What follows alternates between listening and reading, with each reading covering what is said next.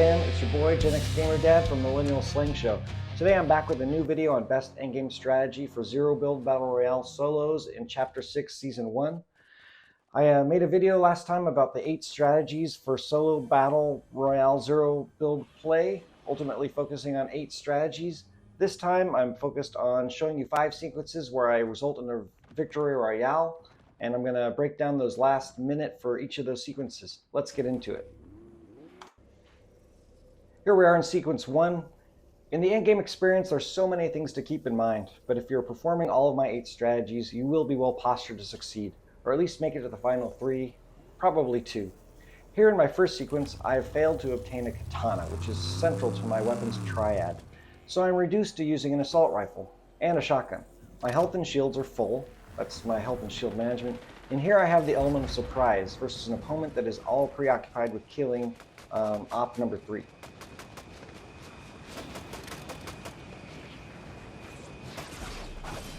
Strategy number 8 is solidly in play. Thank God the legendary assault rifle packs a punch. Oh geez, oh geez, oh geez. Alright. Don't feel bad.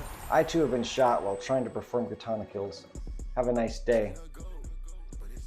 Like my moves? Here in sequence number 2, this was a relatively contested endgame with a small storm circle, a consequence of camping and not killing opponents throughout. You guys, I love the storm. I love hugging a storm. And I liken it to zombies in 28 Days Later.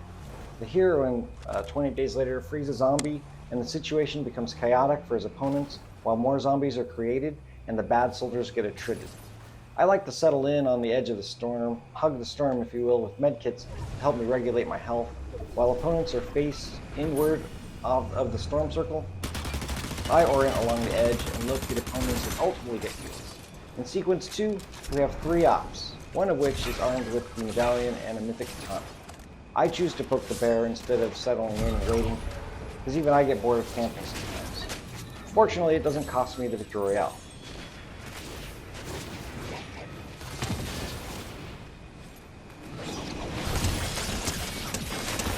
Yahtzee! I don't know what they did wrong there, but they essentially did no damage to me while I cut them up like wool off a sheep. Got them right after number 3 died, so they didn't have a chance to shield up and heal up.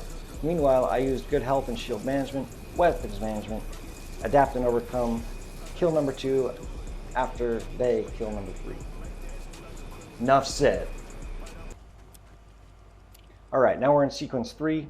Please notice my storm circle management. I'm ready for the next storm circle and I have a bead on the ops. I poke the bear out of boredom. This strategy allows me to choose the endgame engagement location. Don't forget to not let the follower to distract you. Focus on the player.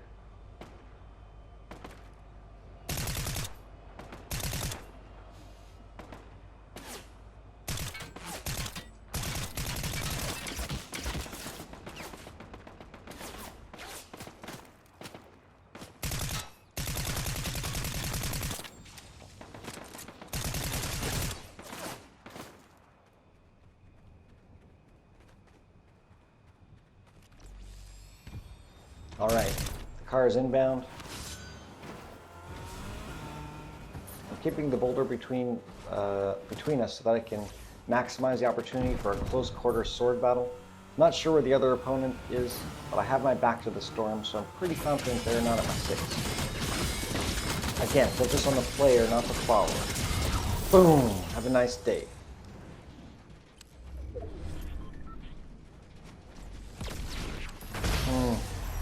Not sure what happened there with the storm kills.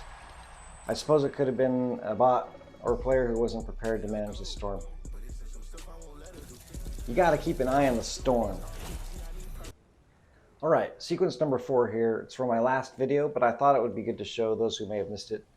This is just 1 minute. Using a boulder to adapt and overcome, great shields and health, great weapons triad with sword engaged. My op couldn't find me because I crouch while waiting until it's too late.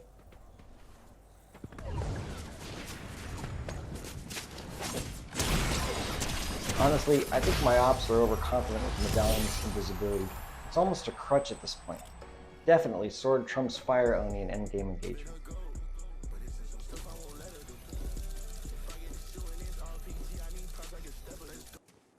Alright, so this is my final sequence. As you can see, number 2 and number 3 are playing some monkey games over there with the... Alright, so number 3 is dead. I'm going to try to pick off number 2. As we all know, my long-range aim is trash. So, as per usual, I'm going to have to rely on my close-quarter skills, try to control the endgame location. I'm basically a sitting duck up here. I hate being in a 1v1 in the endgame. It is what it is. Let's see if we can win this one. We got the katana sword, we got a shotgun, we got an assault rifle, full shields, extra shields, and health. It's going to be alright. 50-50, right? Alright, so there he is. We see the footsteps. Gotta go, gotta go. I'm not ready to engage right there. I want to control the final location. Alright, so I'm getting fired at. That's not good. They got good aim. Look at my vehicle health going down. I'm going to hide behind this boulder and wait them out. We'll see what happens. It's 50-50. I got my sword. I hear their sword. Here we go. Boom. There you have it, guys. Pick your endgame location. The katana is critical for the endgame, giving you a 50-50 shot that you can improve with good health management, and endgame fight location, positioning, stealthiness, mobility, cool head, all that.